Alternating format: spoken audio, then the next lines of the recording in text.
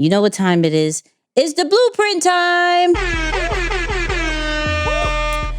And Moose, who we talking about today? Ali Abdaal. Okay. All right. Just say the Shout name out to because Ali. I know you said that. I know you said that for the name. So Ali Abdaal is the name. I'll give it back to you for the rest of the intro. Yeah. So if y'all don't know about Ali, he always calls himself Ali. So he has a last name. I leave that for Moose, right? Y'all know I'm infamous for messing up names. But this British YouTuber who now has about, as this recording, about 3 million subscribers, right? Who's normally focused on productivity, had put out his yearly, how much did I make as a YouTuber, right? And normally this video gets like thousands and maybe millions of views because he's very transparent about how he makes it, the different ways he makes it, like the actual amount and why it worked and it didn't work, right? And we've been very focused about the content, the creator economy. And before we kind of spoke about it from this is what's happening, this is how people are doing it. But on this episode, we're going to break down these 12 different ways how Ali made. Actually, let me stop. I'm going to let you hear how much he made. Basically zero in 2017. Let's call it $2.27 because that's what YouTube says we made in AdSense. In 2018, our total revenue was $24,615. In 2019, it went up to $130,091. In 2020, it absolutely shot up to $1.213 million. In 2021, it shot up even more to $4,051,116. And so far for this year, our cumulative total is $4,600,593. First off, I just want $5. Just want $5, but Just a couple. I watched the video, sent it to Moose, and it was 12 different ways my man made 4,600,000, whatever. I ain't trying to downplay. It was about close to $5 million, okay? Off of being a content creator, AKA a YouTuber. So let's break down from when he started, what was it from when he started, and how much that he made last year, because clearly we're in 2023 when you're hearing this, right? So here are the 12 ways. And then we're going to talk about the mistakes, okay? So one of the 12 ways, YouTube AdSense. And for those people who don't know what YouTube AdSense is every single time you watch our video and happens to be an ad, right? It's YouTube AdSense. YouTubers get paid from that. And when he started, he made $2.27, right? Now, mind you, to monetize, you have to have like 1,000 subscribers and 4,000 watch hours, right? So when he started monetizing, he made $2.27. Last year, he made about $600K from just YouTube AdSense, right? But here are the other ways that he's made money. We have Amazon affiliates, right? And for those people who are not signed up to Amazon affiliates, it's one of the easiest things. We buy everything from Amazon. Might as well make money from it. You could go to affiliate/program.amazon.com to sign up for that affiliate program. And he made from $0 to $44K last year, okay? We got affiliate income. So let's say, shout out to God Drip. I said, yo, go buy God Drip. And they gave me an affiliate link. Any money of when you guys purchase this one, which I don't have affiliate link, I just really like them. I get a percentage of it, right? So he does that for multiple deals. And that went from 0 to $235K. We have YouTube sponsorships. 0. Now this one's impressive. 0 from the first time he started making videos to $1,598,744. Crazy amount. Podcast, because he has a podcast ads and brand deals started out with $400. Now he makes 153,461. Email newsletter. Yes, you can make money off of doing an email newsletter, which he only started making this year. Okay, he got a sponsorship. How you make it is people sponsor to be on your email list, right? So we've seen a few. We've been on a few newsletters that does this. Shout out to Colin and Samir. They're another one that does that. But literally, people will pay, brands will pay to be in front of your audience. And this is where he got paid $97K for that sponsorship. So from 2017, 0000, he just started making money from the sponsorship, and that's $97K. IG and TikTok, nothing until this year. He didn't take it serious, and he got a sponsored post that was $37K. Merchandise, which he does planners, okay? Nothing until this year, and that was $63K. Digital products, nothing till this year, and he didn't even take it serious. People like his website. He made a template of his website, $462. Skillshare. For those people who don't know what Skillshare is, this is where he created a course. He got it hosted somewhere else, and he just promotes it. Now, here's the interesting thing. First year, 8,740. 2021, 800K. But last year, there was a bit of a dip, 778 and 131, right? Now, he also does self-hosted courses. He does his own courses. Started that this last year, 179K. And it's just on the website. He didn't even market it very well. And then the last one of the 12, which is the Cohort courses. For those people who don't know what that is, certain time periods, you get to have Ali live on Zoom calls or whatever, and you go through the course for, let's say, 4 weeks, 90 days, whatever his cycle is, right? Now, when he first started, 282K. But in 2021, 2,050,000, right? But last year, he dipped a little bit at 1,759,238, a little bit, whatever.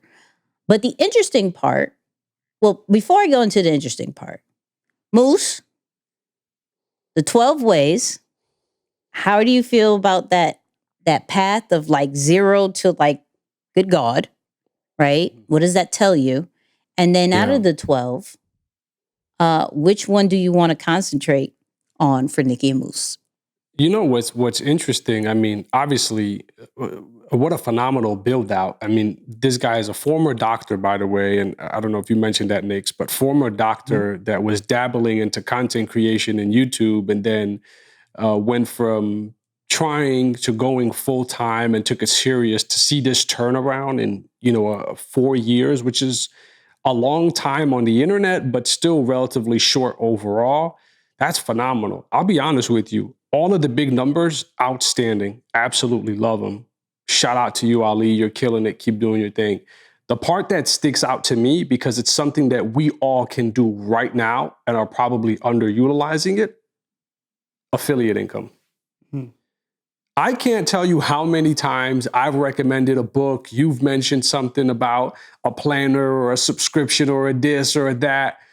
With nothing. I'm like, oh, what, I'm going to take 12 cents from that? No, I'm good. And I'm looking at my guy right here, just from affiliate income alone, 44 and 235, you're talking about 280 grand just from being strategic with the affiliate marketing and using it correctly. So that's the first thing that spoke to me. That's just like, whoa, that's something we can do right now. And probably anyone listening to the show, there's something that is included in your workflow and the things that you wear and what you like and enjoy, the things that make you, your decoration, your equipment, anything. And I think it doesn't hurt to just go that extra step and set that up. So immediately, I will say that comes to mind and says, whoa, buddy, let's take care of this affiliate stuff for sure. This is a fact. Now, we have to talk a little bit about the mistakes, right? Because if you paid attention to the numbers, there was a dip in one of them. Well, two of them. One was Skillshare, but that was because they changed the terms and agreements, and so the payout was a bit different. But the cohort courses, there was a bit of a dip, right? Now, for some, y'all going to be like, okay, 2 million to 1 million. Wow, that's crazy, right? But that's still something to talk about. And he actually spoke about it on this video. And I would love to discuss about it. Then we made a couple of mistakes. Number one, we kept on raising the prices because we were like, oh, this is just selling out. Let's just keep raising the prices. Let's keep adding more and more stuff to it. And I think we dipped beyond the point where it became sort of a comfortable amount of money. So right now, I think the cheapest package for the course is $2,000, which is a lot for someone to just take out their card and sell. And we just sort of kept on increasing the prices beyond that point. And that was probably a bad idea. But also, we also then did a really bad job with sales and marketing overall. And in 2021, we had a bunch more videos teaching people how to be creators that plugged the course. And in 2022, I think also because we made fewer videos overall, and I was mostly focused on my book, and I was kind of like, don't really care about making YouTube videos aimed at YouTubers because that's not really my content. But that was the sort of videos that sold the course.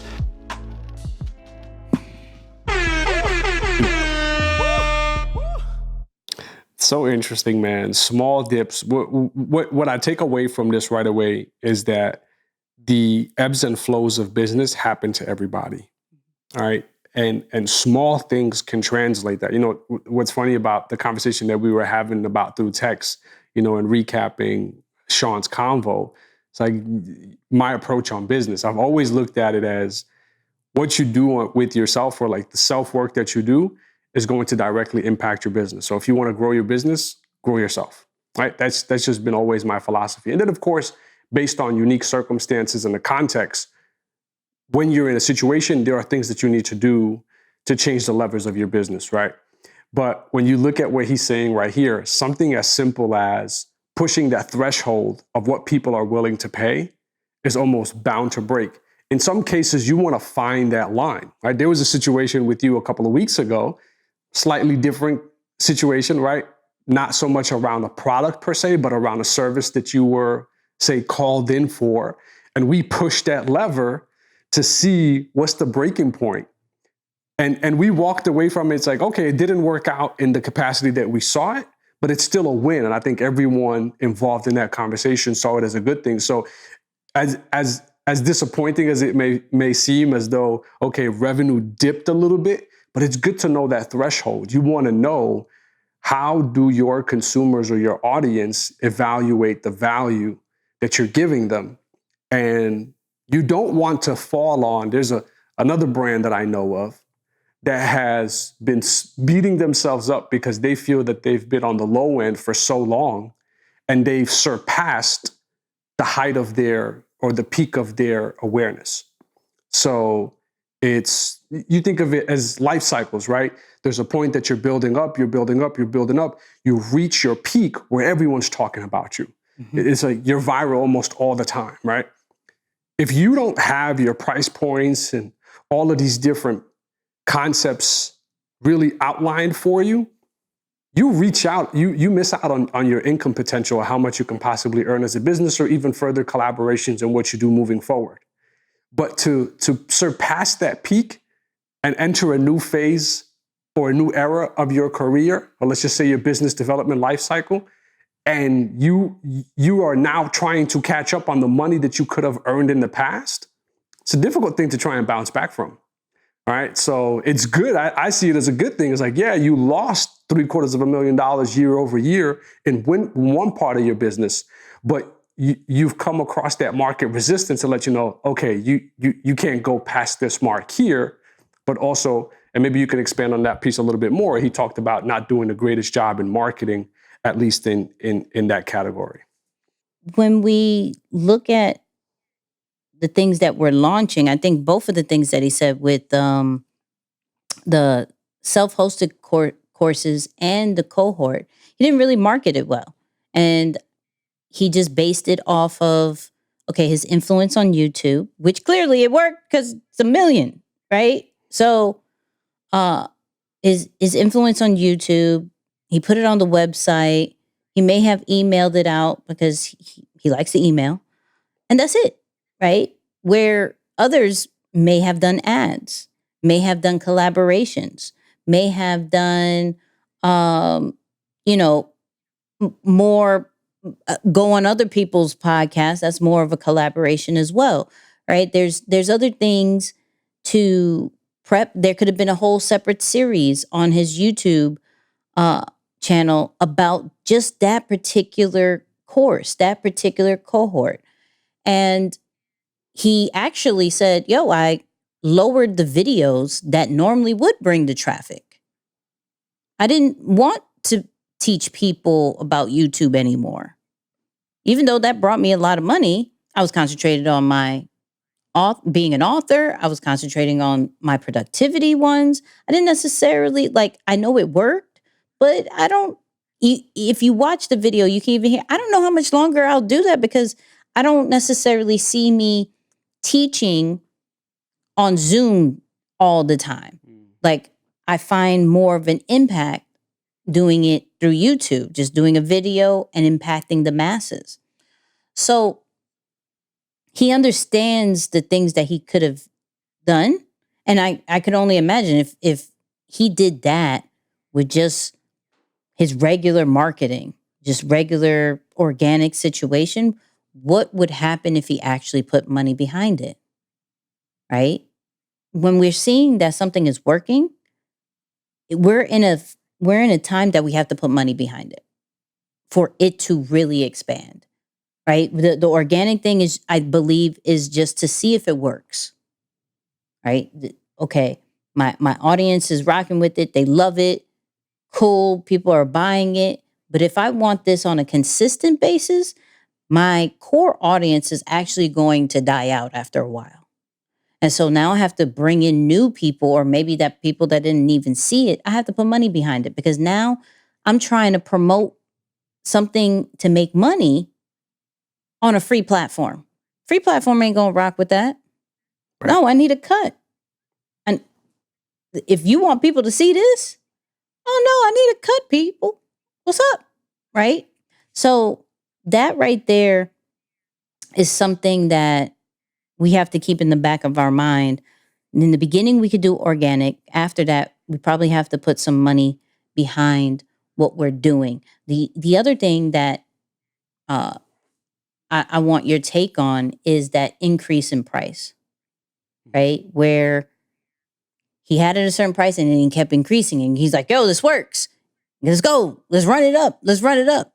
In the video, he said, we did it for like 2,000, and me talking to people, and you've told me this, that it came to a point where I have to actually have somebody get on the phone with them, get on Zoom with them, and break that down why it's so much.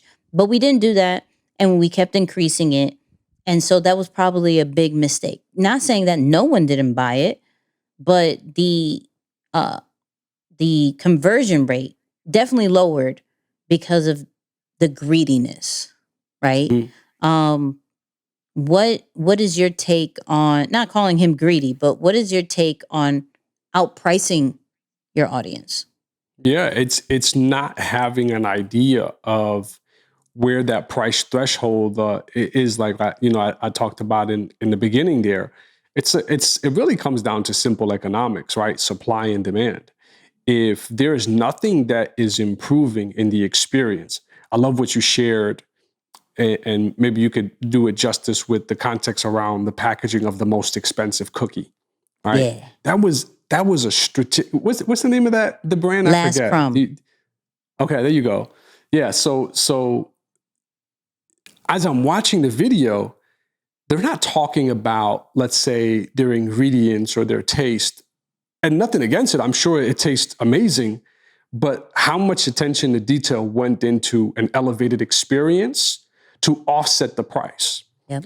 And then it created that shareable moment for people as they're opening to want to share and say, and similar to what you do, right, with a lot of your unboxing, when someone sends you something with a handwritten note or a personal touch and the packaging is fire, you feel in like it's enticing to want to share that because it's like, yo, look what this is about. Yeah. And so I think to just increase price without sight of or knowledge of your value threshold in the marketplace, an elevated experience or something to show for it, there is no incentive for a consumer to overspend with you or to give you more money if they don't see an increase in value. We've seen multiple companies do this and get penalized for it and pull back. They either pull back price or they increase value. So in the beginning, when we look at Apple, of course, with their yearly releases on the iPhone, that price started to come up. And then they saw that slight dip, and then they gave new features, more memory, a better camera. Well, that better camera always happens, but more memory is the thing that I guess they've really just started to settle for. Okay, you can get this one, the Max, and then other things like that. And then on the flip side, you had a company like Netflix that tried pushing that same emblem and said, okay, nope. We got penalized big time for it. Now let's pull our pricing all the way back. I get emails from Netflix to resubscribe, I think as low as $7 when it went up to $20 or something like that. Good so God. the moral of the story, man, is just know what your value threshold is in the market. And if you're going to increase your price, it's not bad to increase your price, but you should have a reason for that increase other than the fact that, well, heck, let's see if people can pay more. This is true. Right? This is true. Now, the reason why I'm stuck on Last Crumble because that's such a good cookie. Such a good cookie. Have you gotten it? But that no, I didn't. I was just stuck. The thing that caught my attention was just like you said, that shareability factor in the way it's packaged and the detail that went into it. That was really cool. Yeah, it's. I'll send you one. I'll send you if you unless cool. You're on a diet. I don't know. I'm never on a diet. I know. I did, but whatever. I don't know. But for those people who don't know of Last Crumb, it's $150 box of cookies, right? And the reason why they justify is because of the presentation, right? Everything from how it's delivered, like the packaging, when you open it, everything is like what I call Instagrammable, right? Where you grab your phone, you want to share this with other people. Yo, look at this. It comes with a booklet. Each of them are individually packaged. Each of them have their own name. And behind the cookie, there is a different picture for each one. Like, it's just a complete experience. Like, and they value themselves being the most expensive cookie, the best package, like the best or the most, right? So when we're looking at, okay, if I'm going to increase my price or if I'm going to have a premium price, is it the most or the best? Mm-hmm. If it's not, like, if it's not number one in its category, okay, what are we justifying this price about, right? So when he's talking about his course, there's a lot of other YouTube, maybe cohorts or different courses. When you're increasing it, just like how Moose said, what justifies it? Yeah. So. Exactly. Yeah. Shout out to Ali. Go check out that video. We'll put it in the show notes. It's a really dope video because he breaks down the 12 different ones. And if y'all didn't catch it, quick recap. YouTube AdSense, Amazon affiliates, affiliate income, YouTube sponsorships, podcast ads and brand deals, newsletters, IG and TikTok, merch, digital products, Skillshare, self-hosted courses, and cohort courses. Write that down, make them as goals for even, because it's not just for YouTubers, it's pretty much content creators, but he's a YouTuber. So we concentrated on that this week.